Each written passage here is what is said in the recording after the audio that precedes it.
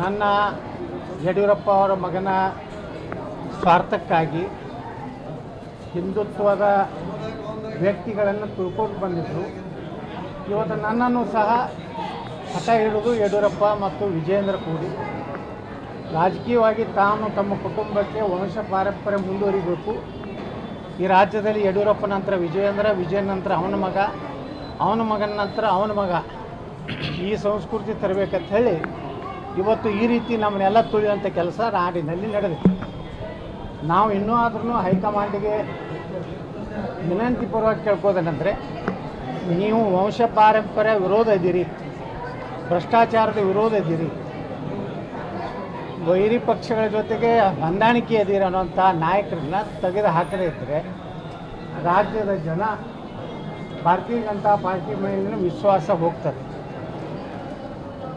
ಮುಂದಿನ ಅವಧಿಗೆ ವಿಜಯೇಂದ್ರನ್ನ ನೀವು ಮುಂದುವರಿಸೋದಾದರೆ ಅವನೇ ಮುಂದಿನ ಮುಖ್ಯಮಂತ್ರಿ ಅಂತೇಳಿ ನೀವು ಏನಾದರೂ ಕೇಂದ್ರ ಹೈಕಮಾಂಡ್ ನಿರ್ಣಯ ಮಾಡಿದರೆ ಈ ರಾಜ್ಯದ ಜನ ಒಂದು ಹೊಸ ಭವಿಷ್ಯವನ್ನು ನೋಡ್ಕೊಳ್ಳಿಕ್ಕೆ, ರಾಜ್ಯದ ಅಭಿವೃದ್ಧಿಗಾಗಿ ಪ್ರಾಮಾಣಿಕ ಭ್ರಷ್ಟಾಚಾರ ರಹಿತ ಸನಾತನ ಧರ್ಮವನ್ನು ರಕ್ಷಣೆ ಮಾಡುವಂಥವ್ರು ಅನಿವಾರ್ಯವಾಗಿ ಒಂದು ಗಟ್ಟಿಯಾದಂಥ ನಿರ್ಣಯವನ್ನು ತೆಗೆದುಕೊಳ್ಳುವಂಥ ಕಾಲ ಬರ್ತದೆ. ಯಾಕಂದರೆ ಇವತ್ತು ಹೊಸ ವರ್ಷ ಇದೆ, ಹೊಸ ಸಂದೇಶ ನಾನು ಕೊಡ್ಲಿಕ್ಕೆ ಬಯಸ್ತಾ ಇದ್ದೀನಿ.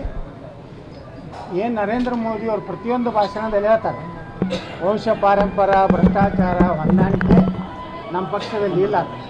ಆದರೆ ಕರ್ನಾಟಕ ಇದೇನು ಆರ್ಟಿಕಲ್ 370 ಲಾಗು ಆಗಿದೆ, ಕಾಶ್ಮೀರ ತೆಗೆದಾಗ ಕರ್ನಾಟಕದಲ್ಲಿ ಏನಾದರೂ ಲಾಗು ಆಗಿದೆಯಾ?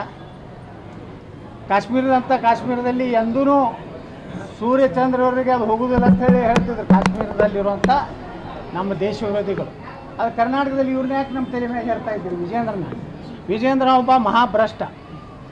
ಇವನ ಕಾಲಾಗನೇ ಮುಂದೆ ಯಡಿಯೂರಪ್ಪ ಜೈಲಿಗೆ ಹೋಗಿದ್ದು, ನಕಲಿ ಸಹಿ ಮಾಡಿದಂಥ ಆರೋಪ ಇದೆ. PSI ಹಗರಣದಲ್ಲಿ ಹೆಸರಿದೆ, 40% ಏನಿದೆ ಅದರಲ್ಲಿ ಹೆಸರಿದೆ. ಸಾಕಷ್ಟು ಹಗರಣಗಳನ್ನು ಮಾಡಿದಂಥ ಒಂದು ಕುಟುಂಬವನ್ನು ಮುಂದುವರಿಸೋದಾದರೆ ಈ ನಾಡಿನ ಹಿಂದೂ ಕಾರ್ಯಕರ್ತರು, ಹಿಂದೂ ಜನತೆ ಒಂದು ನಿರ್ಣಯ ತಗೋಬೇಕಾಗ್ತದೆ. ಅದು ಇವತ್ತಿನಿಂದಲೇ ನಾವು ಜನಜಾಗೃತಿ ಪ್ರಾರಂಭ ಮಾಡ್ತೀವಿ. ಜನರ ಏನು ಅಭಿಪ್ರಾಯ ಇದೆ, ಭಾಳ ಜನ ನನಗೆ ಹೇಳ್ತಾ ಇದ್ದಾರೆ, ಒಂದು ಹಿಂದೂ ಪಕ್ಷ ಈ ರಾಜ್ಯದಲ್ಲಿ ಕಟ್ಟಬೇಕು, BJPಯಿಂದ ಹಿಂದೂಗಳ ರಕ್ಷಣೆ ಆಗುವುದಿಲ್ಲ. ಯಾಕಂದರೆ ಈಗ ಈ ರಾಜ್ಯದಲ್ಲಿ ನಡೆದಂಥ ಯಡಿಯೂರಪ್ಪ ಮುಖ್ಯಮಂತ್ರಿ ಇದ್ದಾಗ ಬೆಂಗಳೂರು ಘಟನೆ ಇರ್ಬೋದು, ಹುಬ್ಬಳ್ಳಿ ಘಟನೆ ಇರ್ಬೋದು, ಶಿವಮೊಗ್ಗ ಘಟನೆ ನೋಡಿ, ಸ್ವತಃ ಶಿವಮೊಗ್ಗ ಜಿಲ್ಲೆಯಲ್ಲಿ ಹಿಂದೂ ಕಾರ್ಯಕರ್ತರ ಹತ್ಯೆ ಆದರೂ ಸಹ ಒಂದು ಕಡೆನೂ ಎನ್ಕೌಂಟ್ರ್ ಮಾಡುವಂಥ ಧೈರ್ಯ ತೋರಿಸಲಿಲ್ಲ. ಯಾವ ರೀತಿ ಉತ್ತರ ಪ್ರದೇಶದಲ್ಲಿ, ಆಸಾಮದಲ್ಲಿ, ಮಹಾರಾಷ್ಟ್ರದಲ್ಲಿ, ಹರಿಯಾಣದಲ್ಲಿ ಹಿಂದೂಗಳ ಮೇಲೆ, ಯಾಕಂದರೆ ಹಿಂದೂಗಳು ಎಂದೂ ಆಕ್ರಮಣಕಾರಿಯಾಗಂಥ ಮನೋಭಾವನೆ ಇಲ್ಲ ನಮ್ಮದು. ನಾವೆಲ್ಲ ಸಹನ ಮಾಡ್ಕೊಂಡು ಬಂದೀವಿ. ಅವ್ರು ಕಲ್ಲು ಒಗಿತಾರೆ ಗಣಪತಿ ಮೇಲೆ, ಅವರು ಹಿಂದೂಗಳ ಹಾಡುಗಳನ್ನು ಹಚ್ಚೋದಕ್ಕೆ ವಿರೋಧ ಮಾಡ್ತಾರೆ. ಅವರು ಈ ದೇಶವನ್ನು ಎಂದೂ ಪ್ರೀತಿ ಮಾಡೋದಿಲ್ಲ. ಆದಾಗ್ಯೂ ಅವರಿಗೆ ವಿಶೇಷವಾಗಿ ಕಾಂಗ್ರೆಸ್ ಅಂತರೂ ಮುಸ್ಲಿಂ ಪಕ್ಷ ಇದೆ, ಅದ್ರ ಬಗ್ಗೆ ನಾವು ಹೇಳೋದೇ ಬೇಕಾಗಿದೆ.